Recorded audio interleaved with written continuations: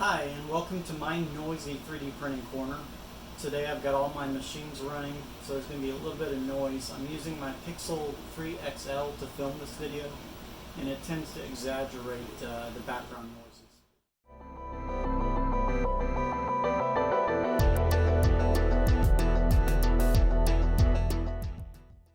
To this, I don't normally do unboxing videos or tech videos. I normally stick to 3D printers. But I've always been curious about the Microsoft Courier, which was a foldable tablet. So, got a Surface Duo. Going to take a look at it. So in some of the videos in the past, I did use my Samsung Galaxy S8 Plus. S8 Plus. Anyway, not going to edit that out. So let's take this apart and see what's in there. I really do need to get a better tripod at some point too. But anyway, let's go ahead and do an unboxing video for the first time. So, nice box. I guess I should hide all my serial numbers from you. We've got the Duo right in the front. First impression is it's actually quite a heavy device.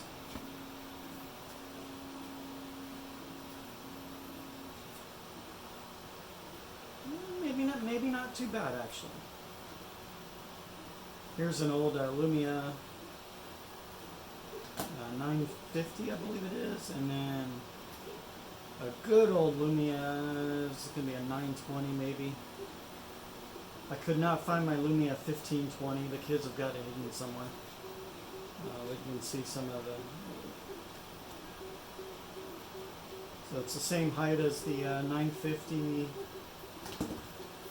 It's, of course, the Galaxy S8 Plus is taller. You can see it is a bit more narrow.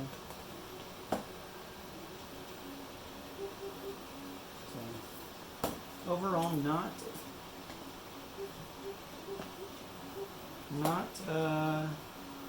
as big as I thought it was going to be. So here you can see maybe. This was always a wider phone, so you can see this is actually thicker than the Duo.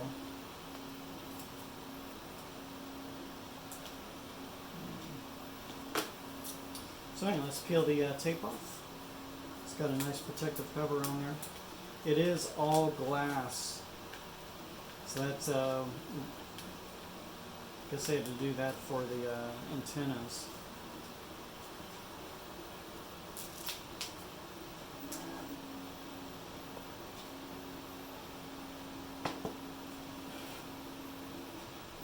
So, first impressions of that is the hinge feels really nice. And I've heard some reviewers say how nice that felt, and it does feel really good. And there are magnets in here.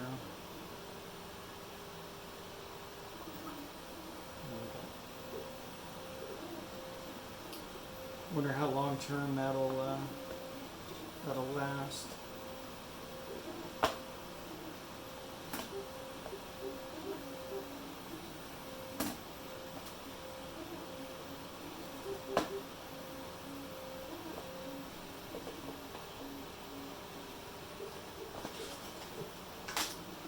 And we have the first up, the Surface bumper.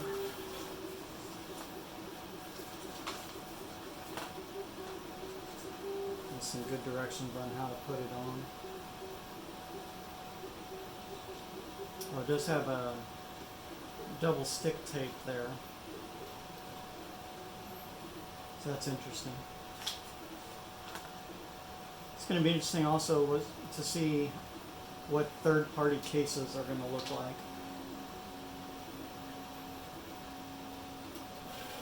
That one covers the volume keys. There's the fingerprint reader.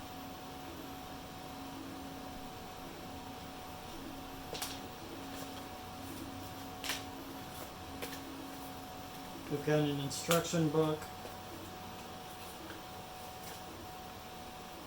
the SIM card pin. That's nice to get the open the where the SIM card goes.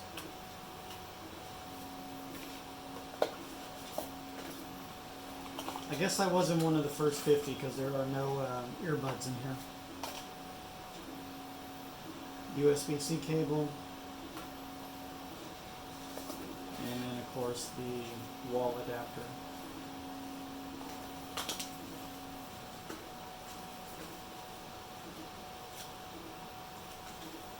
Somewhere, there we go. It's a lot of box for just the wall adapter. You would have think they could have found, well, I guess they would have found a smaller cable. Anyway, it's always good to ramble during a video. There's that. And unfortunately nothing else left in there, no goodies.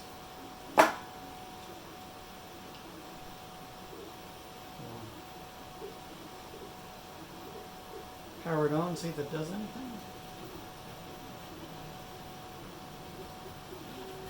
It is going to turn on. And got to do the pocket test, of course. Fits good in my shorts, no complaints there. I do need to weigh it. I don't know if it's just my brain playing tricks. It feels a little bit heavier, but not by much. Otherwise, the size feels okay. I don't know how I'm going to use this as a phone. I'll probably use speaker or earbuds, because this is quite massive to put up to. But anyway, enough rambling. Let me go charge it and turn it on and get it all set up. Okay, I created a to-do list of some things I wanted to show you. One of the things that I found is Microsoft Launcher is the default launcher, but it is missing the settings icon that you would find on other Android devices, and there's features missing that I guess they have not fully fleshed out for the dual screen use. Some of it's annoying, so hopefully they do add that in. This is a little gripe. I even went through settings, coming down through here, going into settings, and didn't find it like that either.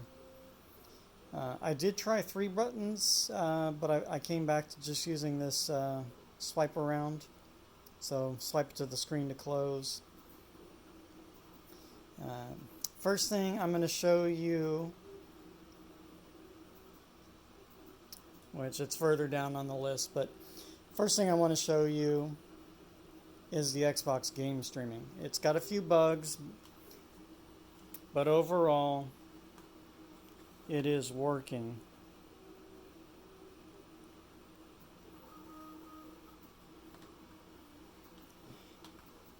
And my device is at 40% battery.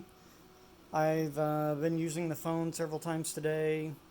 Long phone calls using a speakerphone. I haven't held it up to my ear yet. Speaker quality is okay. It's not amazing. It's passable, and of course there's no stereo, so the speaker is up here on the left-hand screen. And so maybe future devices, they can figure out how to do that, or at least one screen stereo. So you can see here how it's got. You can see part of the desktop in the background, and this is on the game streaming beta app. And one cool thing is you can span it.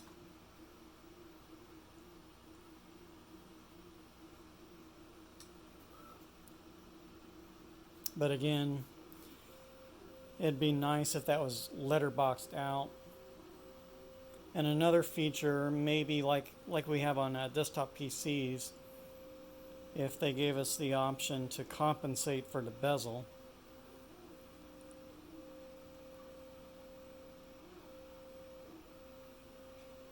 Looks like one of my kids is trying to get me to play Halo Wars 2.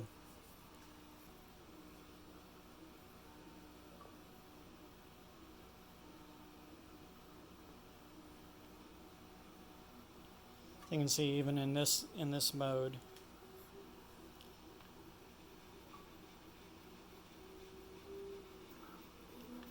maybe I should just play Halo Wars 2 with him and give up.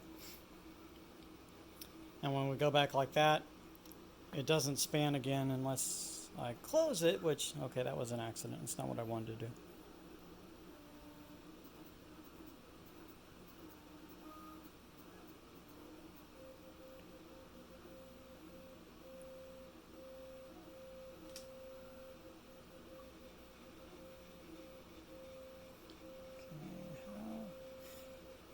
So, one feature I was really hoping they would do is when you have it in this, and okay, that's a little bit annoying. I wish this would be the controller down here, but instead, for this particular game, you've got the controls right here.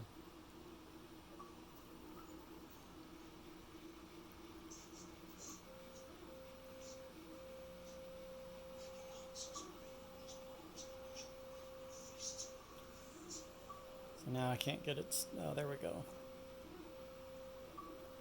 Now we've got it spanned again.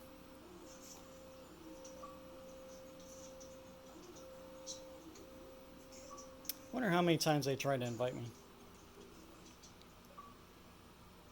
So even in this mode, of course, this is streaming the game.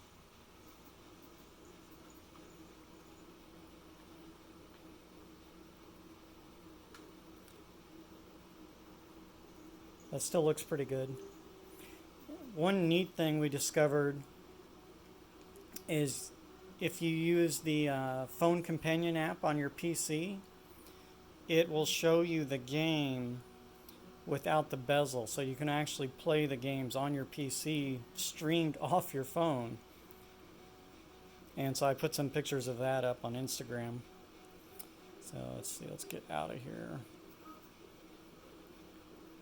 Now that I've got it, okay. So that's gone. So another thing, let's go over to the to-do list. Multitasking is fairly good. Opening email on one screen. So let's, I've got some browsers ready to open. So this is Chrome and Edge, both doing the same search. A little bit of jerkiness in the screen. Seems like once it's,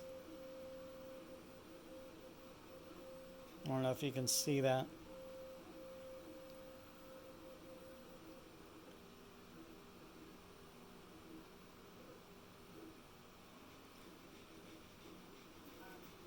So close that. This is kind of weird. I don't know if I'm doing this wrong, but hold that in the middle. Now I can swipe them to the edge to close it. This one, bring it to the middle, and then swipe it over there to close it.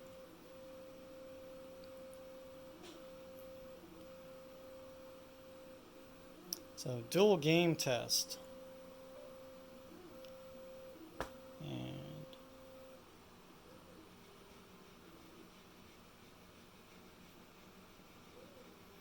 so I've got Angry Birds.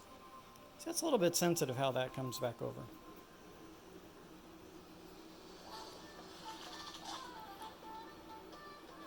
So I've got Angry Birds and Sky.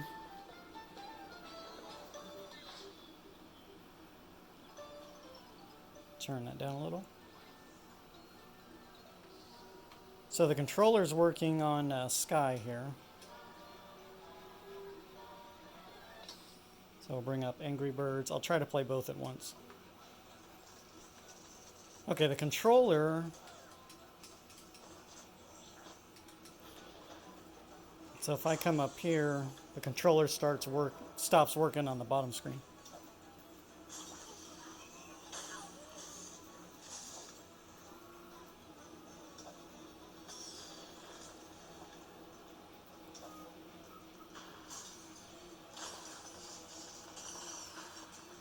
Earlier it was not pausing. Like if I come down to this game, you can see how it's pausing Angry Birds. Earlier it was not doing that, so I'm wondering if that's somehow related to the controller. So I'm going to go ahead and turn off the controller.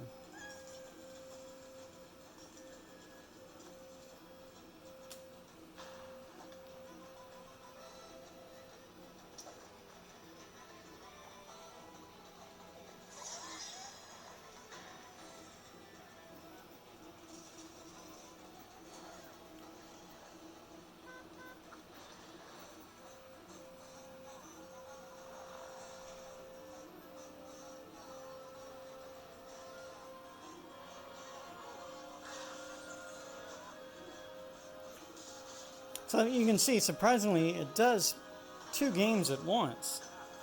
These aren't the most demanding games, but I was doing Forza Street last night. I even had game streaming up and Angry Birds.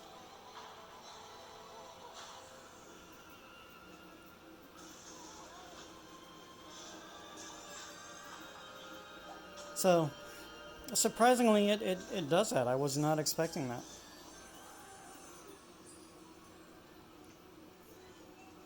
And then again, you can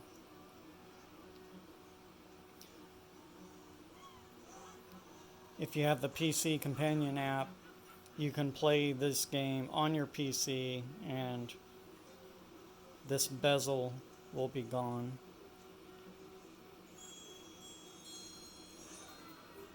Okay, let's get out of the games. Enough of that. I don't want to make a long video, and I tend to make long videos. One annoyance is when you go to create a group of apps that open together. So let's find something. So you hold this down, click on more, and then you're going to do group. Now it's going to make you select a different app. Ironically, I can't get out of here. See, I can't get out of there unless I select something. Now that I've selected something else, then you can name it.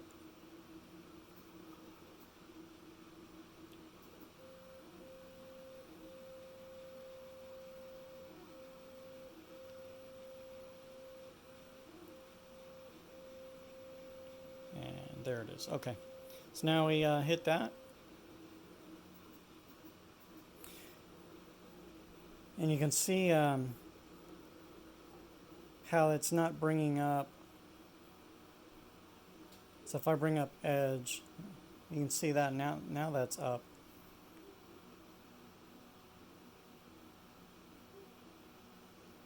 But see, it went away. So sometimes you get funny things like that, and I'm sure they'll continue working on that. PC companion app is hard to find. You actually have to go into settings and type in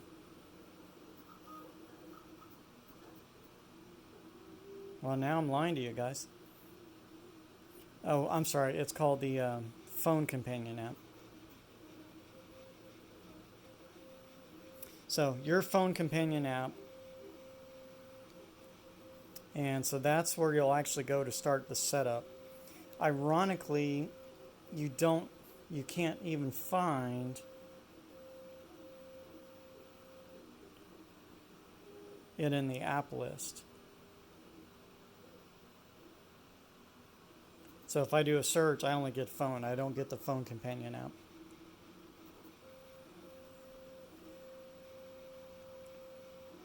So I don't know why that's hard to find. Maybe because it still requires a certain version of Windows 10. Another YouTuber probably has already answered that better than I can. So, just a gripe. Once you get it working, it works fine. 3-button navigation I found unfriendly. So I came back to using this navigation system. The main reason is the back button, the home button, and the square button, whatever those three buttons are on Android. They were so tiny it was really hard to use them. With my fingers, I just couldn't get the presses. So sometimes I got unexpected results. Camera in low light conditions, the pictures are noisy. In highlighting conditions, like here in the shop, the pictures turn out pretty good. Quite passable, quite usable for a daily basis. Probably taking pictures of the kid outside, it's going to be fine.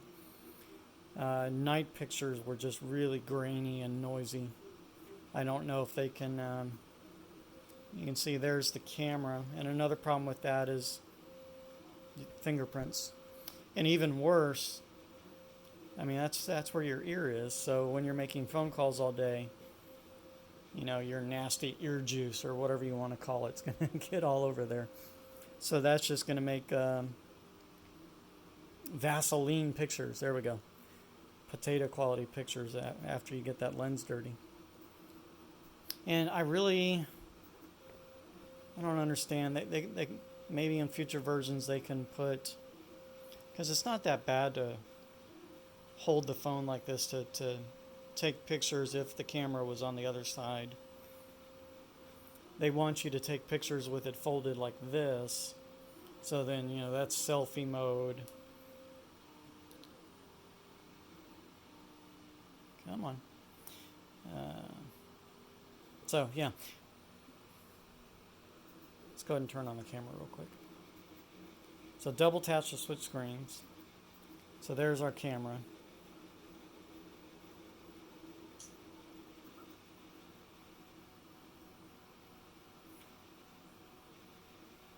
So there's the picture it took. So just a little bit goofy. I'm sure the second version of this is going to be miles better than this device.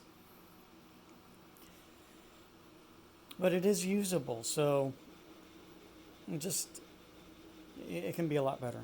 So I do have gripes about the camera, but it is usable. I'll be able to use it just fine to get pictures of the kids when they're playing outside. So let's stay on task. Okay, app groups, I already showed you how to create those. One complaint about app groups, I wanted to link two sheets together, and it won't let me do that. Because I was hoping one sheet would open on this screen, one sheet would open on this screen, then I could simply copy and paste and do what I needed to do there. But as it sits now, it will not do that. I already showed you 2 games and game streaming.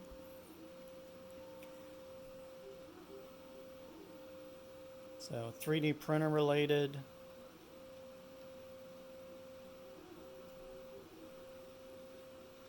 Now you're getting the IP address of my printers.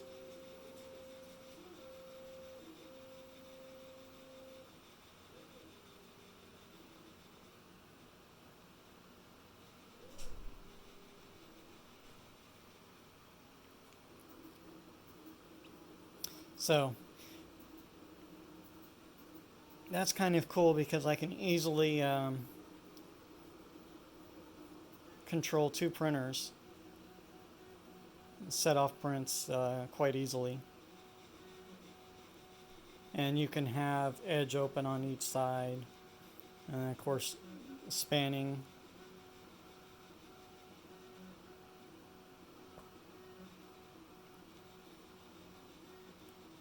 There's portrait mode.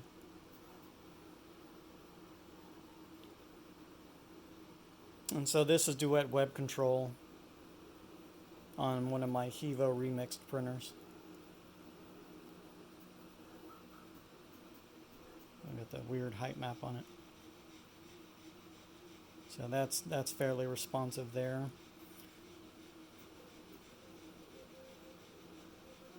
Let's check.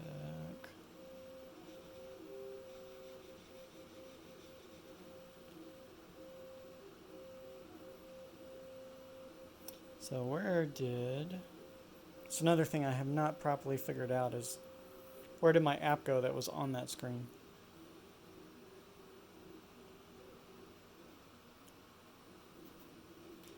So this is Google Chrome now on this side. So I'll pull up the height map. You can see this one was picking up how the magnets were on the bed itself. So anyway, that's still responsive, nice and smooth. So that's going to be it for this unboxing video.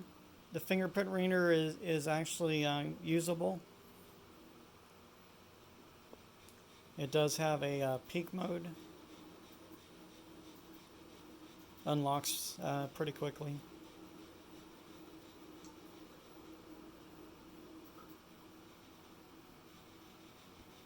So any questions, feel free to ask in the comments and I'll do my best. If you want more videos of this, I'll try that as well. Given using it for the day already, it's going to suit my needs once I get used to some of the quirks of it. On my Instagram, I already posted some pictures of the phone companion app, and I will link that in the description of the YouTube. So thanks for watching. Check out my channel. Please subscribe. And have a good day.